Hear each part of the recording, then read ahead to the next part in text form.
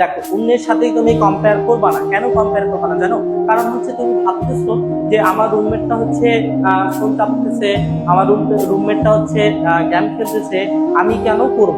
ব্যাপারটা এরকম না। তবে তোমাকে একটু কথা বলি যে তোমার যে রুমমেটটা আছে, দেখো যে ও হচ্ছে এমন হতে পারে যে ওই পড়াগুলা ও আগেই কমপ্লিট করে রাখছে, আগেই কমপ্লিট রাখছে, ও খালি পরীক্ষার আগের দিন একটু দেখে যাবে আর তাহলে কিন্তু তার হয়ে যাবে। কিন্তু তুমি তো ভাইয়া সারা বছর বা সারা স্কুল সেমিস্টার ধরে পড়াশোনা করো নাই, তাহলে তোমার পড়াশোনাটা তো তোমাকে কি করতে হবে? তোমার পড়াশোনা করে সে করে দিবে বলো?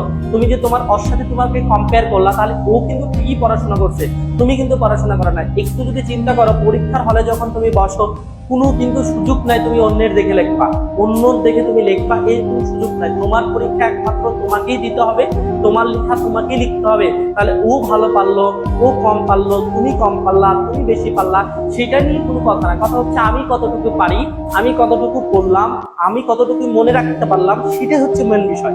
আশা করি বুঝতে পারছো। এই জন্য কে ক্লাস করলো, কে না করলো, কে পড়লো, কে পড়লো না, সেটা বিষয় দরকার না। তোমার দরকার তুমি ক্লাস করো, তোমার হয় নাই, বিষয়টা বোঝো নাই, কনসেপ্টটা ক্লিয়ার হয়ে যায়, তুমি করে কনসেপ্টটা ক্লিয়ার করো, তুমি পড়ো। বিষয়টা আশা করি বুঝতে পারছো। এই জন্য আমি তোমাদের বলবো অন্যের সাথে কম্পেয়ার করবো না, নিজের সাথে নিজেকে সবসময় কম্পেয়ার করবো।